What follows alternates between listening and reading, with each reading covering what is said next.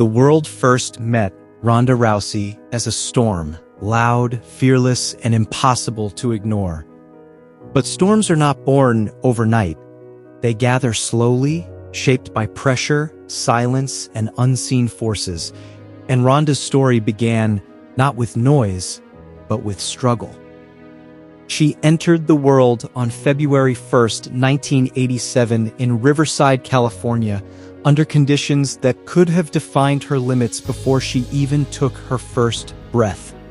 The umbilical cord wrapped tightly around her neck deprived her brain of oxygen. Doctors delivered devastating news to her family.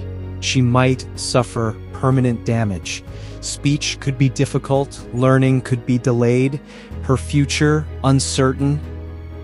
For years, Ronda lived in a world where words didn't come easily. While other children laughed, spoke, and expressed themselves freely, she struggled to form sentences. Every syllable felt like a battle.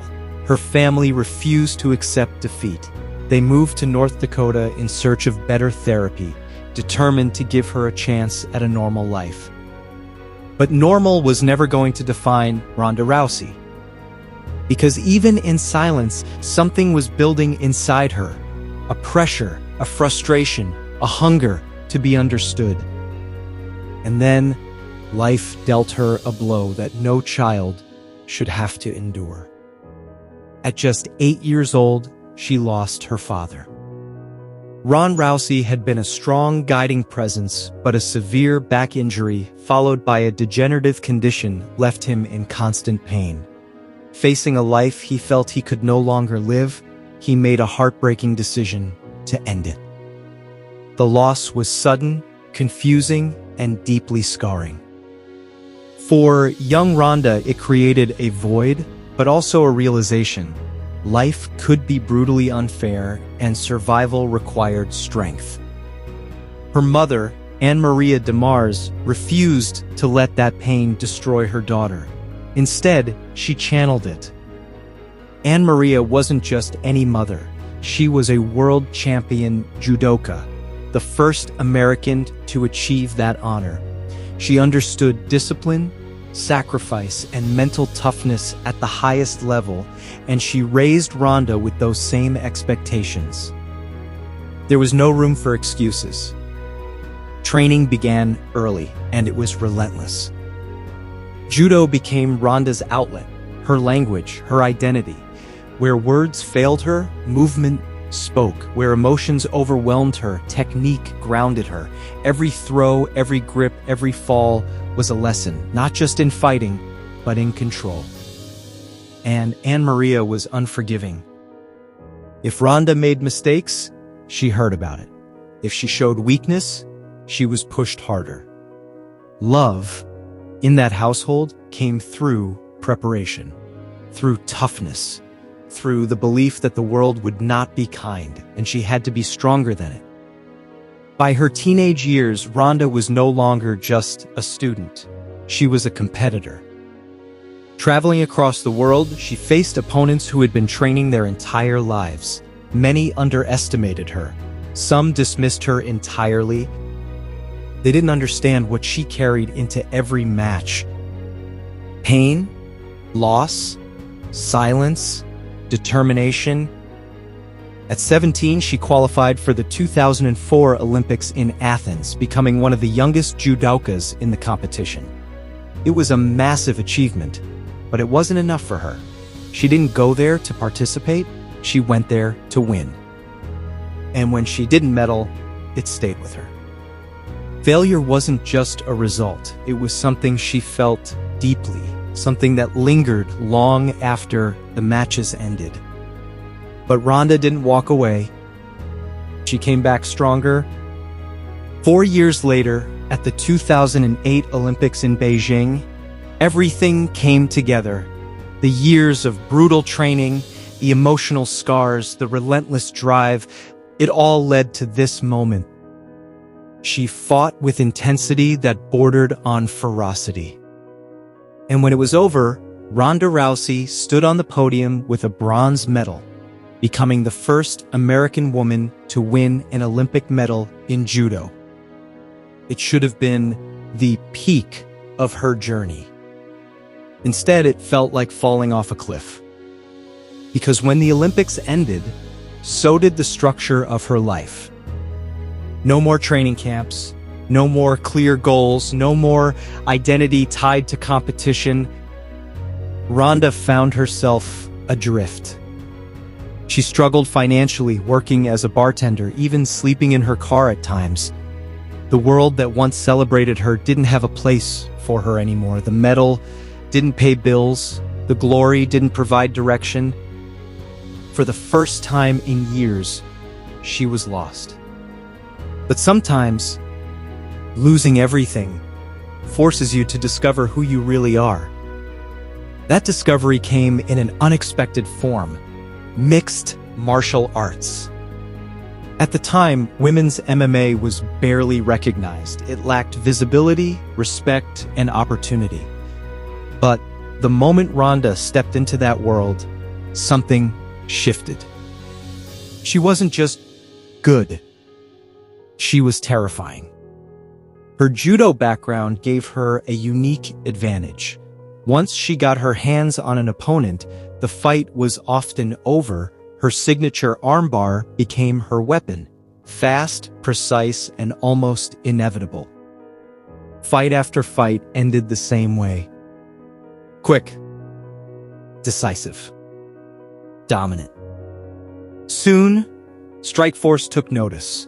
And then came the moment that changed everything. Not just for Ronda, but for women in combat sports. The Ultimate Fighting Championship signed her. It was historic.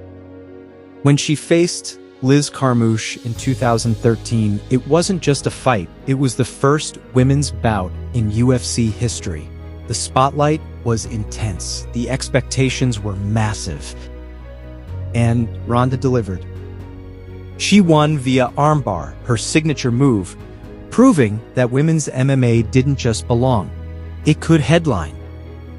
From that moment on, she became unstoppable. Manisha Tate, Kat Zingano, Betha Correa. One by one, they fell. Some fights lasted less than a minute. She wasn't just winning, she was rewriting what dominance looked like.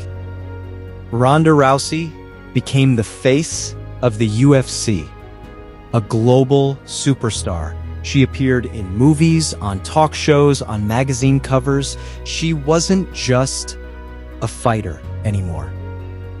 She was a movement. But fame comes with pressure. And pressure creates cracks. On November 15th, 2015, she stepped into the octagon against Holm. Everyone expected another quick finish. Instead, they witnessed something no one had prepared for. Holm's striking was sharp, calculated, relentless. And then it happened. A head kick that echoed across the sports world. Ronda fell. For the first time, she lost. The defeat wasn't just public. It was deeply personal. She withdrew from the spotlight, questioned her identity, faced a darkness she had never fully confronted before. The invincibility was gone. The aura was shattered. And when she returned to face Amanda Nunes in 2016, the result was decisive. Another loss. Another ending. Her career in MMA closed not with triumph, but with harsh reality.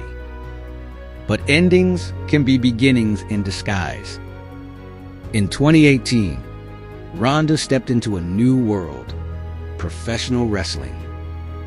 Joining WWE, she faced a different kind of challenge. It wasn't just about fighting. It was about storytelling, performance, connection. Many doubted her. But doubt had always been part of her story. She proved them wrong again. At WrestleMania 35, she stood in the main event of the biggest show in wrestling, part of the first all-women's headliner in WrestleMania history. Another barrier broken. Another legacy secured. Beyond the spotlight, Ronda began building a different life. She explored acting, writing, and eventually motherhood, embracing roles that went beyond competition. The fighter who once defined herself by winning began to understand something deeper. That strength isn't just about dominance. It's about resilience, about getting back up when everything falls apart. Because Ronda Rousey's story isn't perfect. It's raw. It's painful. It's human. From a child who struggled to speak, to an Olympic medalist, to a UFC champion, to a global icon who redefined what women could achieve in combat sports. Her journey is a reminder that greatness is not built on victories alone. It's built on survival, on loss, on the courage to keep going when the world expects you to break. And in the end, Ronda Rousey didn't just fight opponents.